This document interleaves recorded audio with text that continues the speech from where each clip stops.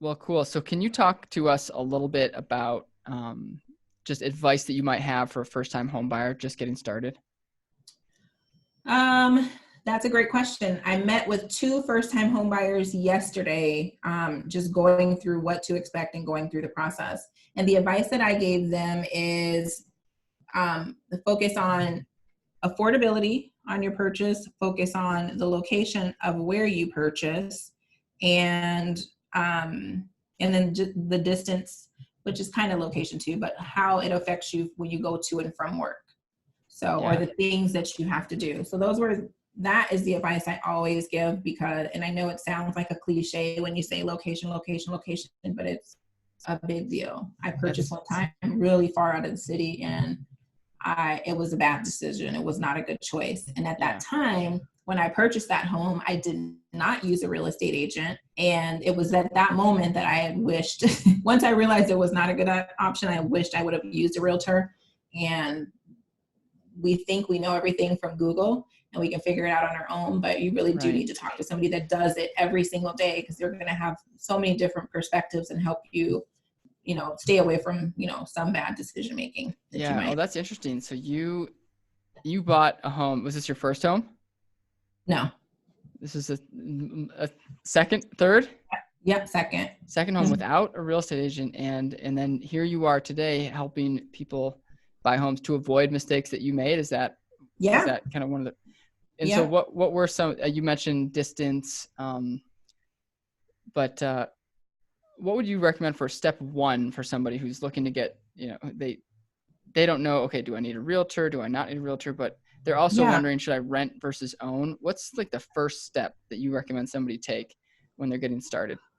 Well, that is a perfect question, and I answer that. And I do have a podcast called NextView Podcast, and we have an Great. episode on that very topic. And I tell people the first thing you should do is talk to your friends and family and ask for a referral first. Ah, Um, Ask for referral for a real estate agent, because and I always say start with a real estate agent, because I feel like we're a little bit of a hub, because we can help you find a reputable loan officer. We know their track records. We can help you, figure out what the locations are, and we can also go through, a consultation with you. So I always say at least start and have a conversation with your friends and family and get somebody that has been referred. If for some reason you don't have a network, maybe you just moved to a new city, or for whatever reason your network may not be the best option to go start at, you can do a Google search. But I would say focus on reviews. The start way that with I focus, reviews. Yeah. I always focus on reviews, and I don't know if anybody else does this, but reviews, I always look for the negative reviews, not because I want to Uh-huh. weed a person out, but I like to see how they respond to things, because it always Yes. says you can always tell what kind of character they have based on their response. So, That's smart. so if for Yeah. some reason, yeah, so if for some reason their network is not an option, you can start with Google and then interview a couple of different realtors to find out who is the best fit for your needs. Yeah. So hire the real estate agent that listens to you. That's the best advice I Oh, I can like that one too. Yeah. Hire the real estate agent that listens to you. give. Hmm. And I also like, yeah, that sort of asking the right questions. You mentioned when I first asked you, how do you know, what, whether to rent or to own? You say, well, I usually start with asking questions because there are so many variables here. Hmm. Can you talk a little bit about when it might not be the right time to buy, or when you might talk with somebody and they sit down and, of course your team wants to sell homes, but what are those situations where you say, this actually isn't the choice that you should be making right now? Great question. When you're really unsure of where you're at. So I've spoken to people before, and they're about to experience some type of a job change. Mm-hmm. And maybe that job change could come within that time that they're in escrow, which is never a time to switch jobs, because that can affect their ability to secure a loan. Yeah. So if they're about to embark on a change that's going to affect their financial stability, then I would say that's the time, probably not the best time to purchase. Um, let's see, what are some other times? That's the biggest one, I'd say. You said escrow. Can you explain that for folks?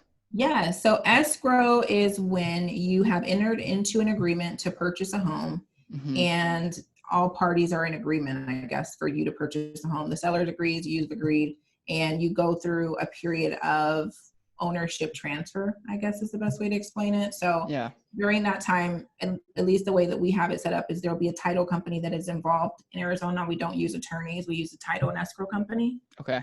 And they will make sure that there's clear title on the house, meaning when you take ownership of the house, any liens that were there from the prior owner are cleared before you take ownership of the house. And they're going to make sure that there's no fines and things like that, and making sure that all parties have complied to the contract that you've agreed upon. So it's ultimately a waiting period between ownership transfer. Okay. Makes sense to me. But it's one of those, again, things that it's sort of the language of real estate, understanding the language of real estate. Yeah. What does a typical day look like in the life of someone who's working with first-time home buyers and selling and buying homes? Like what does a day in the life of a realtor look like for folks who are sort of oblivious to that world, that don't know, oh, am I your only client? Am I one of 20? Am I one of 2? Yeah, What does that look like? that is a fair question, because I feel like it's an elusive world people don't understand. So Yeah. we run our business like a business, right? So I say that because it is important. I know that some people get into real estate and they're just in it, but they're not operating as a business. And Mm-hmm. so one of the things that we do is every single morning we meet and go over what the prior day looked like and what anything that needs to be followed up on. And then we do what we call lead follow-up, where we call whomever that has inquired with us, somebody that's registered on our website. Ultimately, it's generating business. So Yeah. we're going through our list, and we're focusing on the activities that's going to help generate business into our team. Mm-hmm. So we're calling, we're following up, we're texting, we're emailing, and we're following up with any of our clients that have had questions about whatever. So from 8 a.m. to about 11 is when we focus on new business, and from 11 onward is when we focus on our current business. Cool. So, yeah. That's and a then day. so we're showing properties. That might include showing properties. That might include working on marketing materials. We do a lot of stuff on social media, mostly on Facebook. We do some stuff on Instagram too, but a big part of our social media footprint is in Facebook. So we may do things that are specific to that, putting out content, putting out information, going training. We're always educating ourselves, getting continuing education so that we can be the best we can possibly be for our clients. That's huge. Yes, it is. And like I said, sometimes it's going to show properties to people. Sometimes it's going to sit in consultations and going through talking to homeowners and going through what the process looks like if they're interested in selling their homes. Because a lot of times people are ready to sell, they just need to know where they need to start. So Right. if we're meeting with buyers, sometimes it's a home buyer consultation where we go through, okay, this is what it looks like from start to finish in the process. So that way, once you're ready to purchase your house, once you're ready to start looking at homes, you're not confused on what it's going to look like. Mm-hmm. You want to make sure you have a very clear picture before we ever set foot in the first home, just because the more information you have, the more confident you'll be once you do make that decision. Sure. And then, like I said, we'll look at homes. We preview homes before we take our buyers to them, because we want to make sure, based on everything that they've told us in the consultation, that we're actually showing them homes that fit their needs. You can't always get a really good feel from a house with just the photos. So we want to make sure when we go and preview, we want to make sure there's nothing in there that's a deal breaker. Makes so sense. If it is, we can help save them time. They don't have to leave work for lunch if that house doesn't fit. They don't have to come rush to the house after work if it's not a good fit for them. We give them the choice. We say, hey, just so you know, we looked at this house. It didn't have these 3 things that you said were must-haves, and these are the things that it did have, and we let them, say yes or no if they're still interested in viewing that property. Yeah. I'll bet you have to have that conversation a lot, that this house did not have 2 of your must-haves. And I'm curious as to how you approach that, because I'm guessing sometimes you work with folks with a long list of must-haves that this house doesn't actually exist anywhere in the world. Sometimes when I say that initial consultation, that is huge, because we really narrow it down to a very tight understanding of what they need. And so usually the list isn't super long by the time we finish the consultation, and we explain to them where we are in our market, what to expect. And we also even go through some homes. We'll pull them up on our screen in the conference room and say, okay, this is what we see on the market. Would you like something like this, or would that be a deal breaker? Because usually once you start putting up pictures, people can tell you, well, I could live with that if Yeah, it looks right. like that. Right. Oh, that doesn't So look so bad. yeah, so the average home buyer that works with us, they usually make a decision within viewing 5 homes. Oh, wow.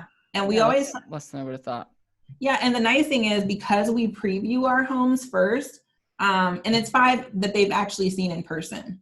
And Sure. because we preview the homes, 9 times out of 10, they choose the first one. Like I said, us getting to know our Wow. client and understanding what's important to them, like maybe it's their family, and they have a lot of family that comes over, and they cook a lot, or they entertain in the backyard and things like that. Yeah. Understanding that and making it our business and our goal to make sure we help them achieve that dream that they're envisioning. We're going to be able to do that because we're so interested in it. So when we go and we're previewing these homes, we're going to get that feel. And so we're going to always show them the best house first. So that's why a lot of times they may choose the first one. They may see the 5, but 9 times out of 10, they come back to that first one. Got it. Very cool. Yeah. Those are great stats to track also as your business. Like, hey, we have a really great success rate for finding you the right home, which is cool. Yeah, we do. Well, great. Tia, this has been awesome. I want to enter into our famous segment we call Closing Time, where we ask you a couple questions that we try to ask each guest. You've answered one about kind of the first step that most people take in their real estate journey. I'm also curious about any sort of book or resource or education that somebody can do on their own before maybe they decide that, yep, I'm ready to contact a realtor and start this home buying process. Anything that you might recommend to somebody in sort of the renting versus owning stage of their lives? Oh, that's a good question. And you said it has to be a book? Yeah, it can be any sort of resource. It could be a website. It could be even a tip. If you have a tip for somebody that's in that stage, it's not necessarily their first step to home buying, but maybe they're saved up 1% of a down payment and they're trying to get to that elusive 20%. So it could be a financial tip also. Okay, so I'm going to say a couple of things. And I don't mean to keep plugging my podcast, but we do discuss these things on my podcast. So cool. On NextView podcast, we have what we are calling our home buyer series. And so we do go through what are the steps when you're purchasing a home. And the episode that we're putting out this week is what happens once you've made an offer on a house, where we're going through the inspection process. But we talk about loan officers, we talk about that thing. So that could be a resource.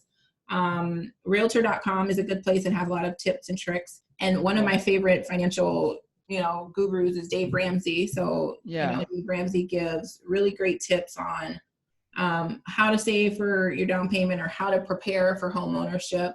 So that could be a good place too. Information changes all the time. Yes. And the best advice I could say is if you, once you've done those things, call a realtor, call somebody that's going to listen to you and not try to push you into purchasing right now, but is just happy to be a resource for you and answer some of those questions you may have. Because even if you go to those resources, you may not get all of what you're looking for because your situation may be different than the next person. So,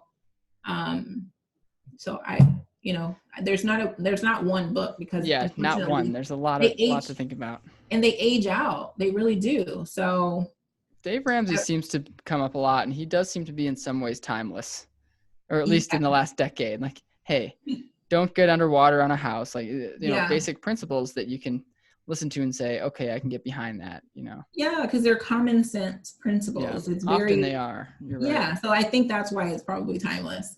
Yeah, right. Common sense should be timeless, right? It should be. And how can people find out more about you, Tia? So I'm on social media. So I'm on Instagram at NextView Tia. We'll make sure to link these up too. Yeah, so I'm going to tell people, I don't post a lot on my timeline, but I post constantly in my stories. Okay, Good to know. So you Um, got to follow yeah, Tia's. the most people talk to me in the story, so that's why I stay in there. That's it. Um, and then Facebook, I'm on Facebook. It's under Tia Moore, and my team is NextView Home Professionals. We're also on Facebook and Instagram under that same name. And you can call me. My number is 480-281-3078, and my website is www.nextviewre.com. nexture.com. Tia, thank you very much for sharing that. And thank you for your insights today. I think our listeners will get a ton out of it, Good. especially those in the Phoenix area. Contact Tia and her team. But great insights on some tips, on some tactics to successfully navigate the home buying process. So thanks for your time. You're welcome. Thank you for having me. I really appreciate it.